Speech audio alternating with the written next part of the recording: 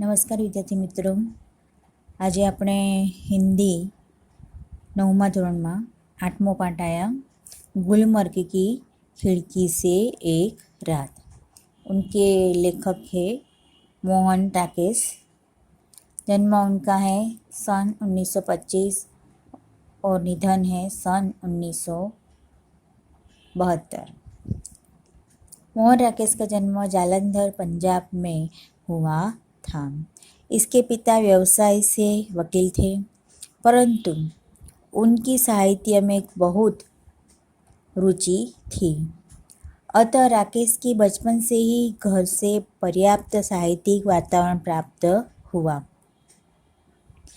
इन्होंने हिंदी तथा संस्कृत में MA तक शिक्षा प्राप्त की और तत्पश्चात DAV कॉलेज जालंधर से हिंदी विभाग के अध्यक्ष के रूप में अध्यापन कार्य किया। कुछ समय तक उन्होंने सारिका कहानी पत्रिका का सफल संपादन किया और बाद में स्वतंत्र लेखन करते रहे। कहानी लेखन के साथ साथ इन्होंने उपन्यास और नाटक भी लिखे थे। इनकी प्रमुख रचनाओं में इंसान के खंडहर, नए बादल, एक और आदमी आदि कहानी संग्रह तथा अंधेरे बंद कमरे, न आने वाला कल प्रसिद्ध उपन्यास है। आषाढ़ का एक दिन, आधे अधूरे तथा लहरों के राजहंस इनके प्रसिद्ध नाटक है। मोहन राकेश मूलतः एक सफल कहानीकार तथा नाटककार है। गुलमर्ग की खिड़की से एक रात परिवेश से लिया गया है। इस यात्रा वृत्तांत में लेखक ने गुलमर्ग के प्राकृतिक सौंदर्य का स्वानुभूत विवरण प्रस्तुत किया है। गुलमर्ग का सारा वातावरण इनको अपने में समाया सा लगता है। गुलमर्ग की एक रात का अकल्पनीय सौंदर्य इनसे भुलाया ही नहीं जाता। अब कुछ जगह होती है जिन्हें आँख एक बार देखती है तो चौंक उठती है, तो फिर धीरे धीरे परिचित होकर उदासीन हो जाती है। गुलमर्ग ऐसी जगह नहीं है। उदासीन यानी कि अनमना। मैं जब पहली बार गुलमर्ग गया तो मुझे वहाँ कुछ भी असाधारण नहीं लगा। एक खुला सपाट मैदान, देवदारों के घने झुरमुट और बस तब मैं घंटे भर में सारा गुलमर्ग देख आया था। झुरमुट यानी कि पेड़ पौधों का समूह। मगर बाद में महीनों वहाँ रहने पर एहसास हुआ कि पहली बार तो क्या, बाद में भी कभी उस स्थान को पूरा नहीं देख पाया। उसे पूरा कभी देखा ही नहीं जा सकता। शायद यही कारण है कि गुलमर्ग में रहकर वहाँ के साथ व्यक्ति की आत्मीयता धीरे धीरे इतनी गहरी हो जाती है कि वह अपने को भी उस सपाट मैदान के एक हिस्से के रूप में ही देखने लगता है। एहसास यानी कि अनुभव। कांपती तितलियों, उठते बादलों और बर्फ से चमकती पहाड़ियों की तरह चमकती पहाड़ियों की तरह। दूसरी ओर वह पूरा विस्तार जिसमें वह स्वयं भी रहता है, स्वयं यानी कि खुद, उसे अपने में समाया सा लगता है। सूर्योदय और सूर्यास्त दोनों संध्याएं, घना कोहरा, पीली धूप और सब कुछ। इसलिए जब व्यक्ति गुलमुख से चलता है। मुक्त यानी कि मोहित, आत्मीयता यानी कि और अपनापन, कोपल यानी कि नई पत्ती,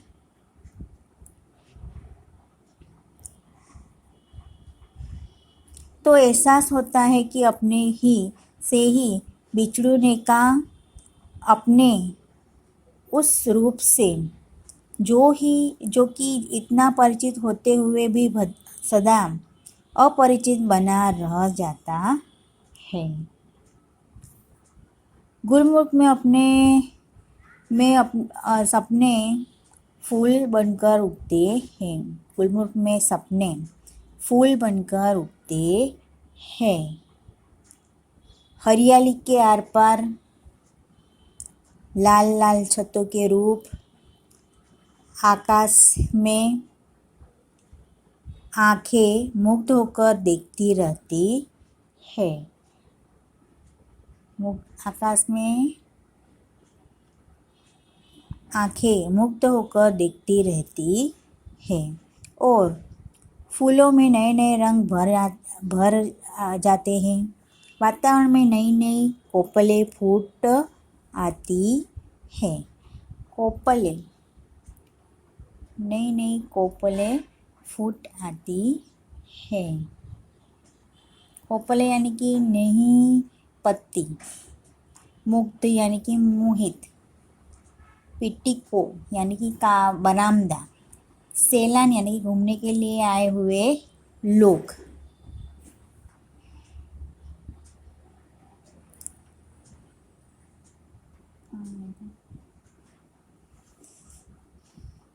इसलिए जब व्यक्ति गुलमुख से चलता है तो एहसास होता है कि अपने ही विचरण का, अपने ही उस रूप में जो कि इतना परिचित होते हुए भी सदा अपरिचित बना रह जाता है। ये हमें बोल दिया, बराबर है। तो गुलमुख में अपने फूल बनकर उगते हैं। हरियाली के आर पार लाल लाल छतों के ऊपर आकाश में आंखें मुग्ध होकर देखती रहती है और फूलों में नए नए रंग भी भर जाते हैं। वातावरण में नई नई कोपलें फूट आती है। हर क्षण एक नए अनुभव, नए रोमांच की सृष्टि होती है। बादलों में पिटिकों के बीच नीचे लोग वही बाहें फैलाए घास पर बैठे हैं।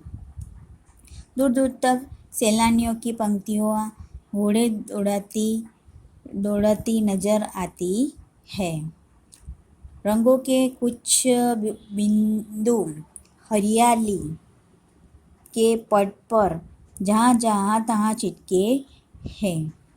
पिटिको यानी कि बरामदा, सैलानी यानी कि घूमने के लिए आए हुए लोग, सहसा यानी कि अचानक, कुआसा यानी कोहरा, धुंध यानी कि हवा में उड़ते हुए धूल, अंधेरा। सहसा यानी कि अचानक, एकाएक। सहसा आकाश में नन्ही नन्ही पारदर्शक बूंदें पड़ने लगती है। रंगीन बिंदुओं का पूरा विस्तार एक बार सिहर जाता है और अपने को समेटने लगता है। हरियाली का अपना कुहासा यानी कि कोहरा के फूल में बदल जाता है। मैदान सुरमई आभा ओढ़ लेता है। अब चारों तरफ धुंध ही धुंध है। धुंध यानी कि हवा में उड़ते हुए धूल यानी कि अंधेरा, और बेबस होकर फैली हुई पगडंडियों की पतली पतली नरम बाहें। पगडंडी यानी कि लोगों के लगातार चलने से अपने आप बना रास्ता। बेबस यानी कि असहाय। जब तक बादल बरसेगा, बाहें फैली रहेगी, ऐसी ही कोमल, विस्मृत और निढाल। सूरज चमकेगा तो फूल में से नया सपना जन्मेगा। आकाश में बादलों के नन्हे नन्हे द्वीप इधर उधर भटकते रह फिरेंगे। द्वीप यानी कि टापू।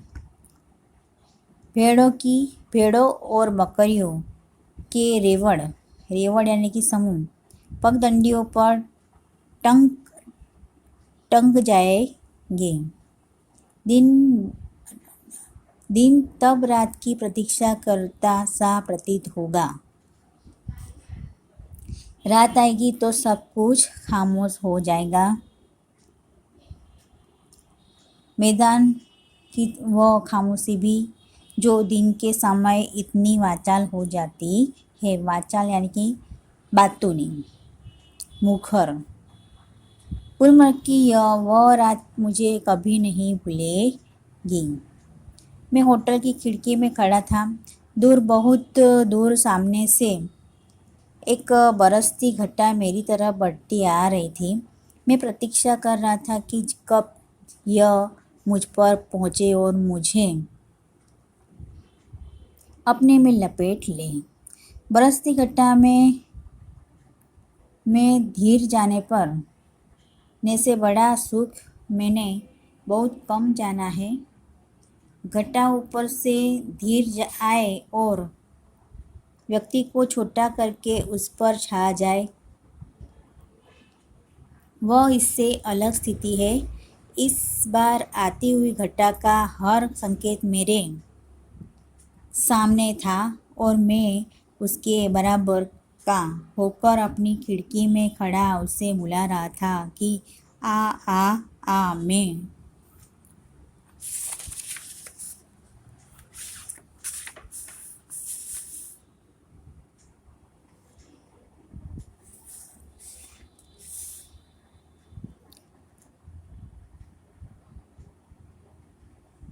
मैं तुझसे कमज़ोर नहीं हूँ। हवा तेज़ थी मगर घटा तेज़ी से नहीं बढ़ रही थी। हालांकि यानी कि यद्यपि तूफान बहुत उठा हुआ था। बार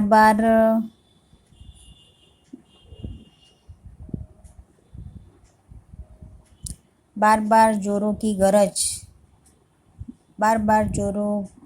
की गरज होती थी, जिससे धरती और आकाश की सिराएं काँप जाती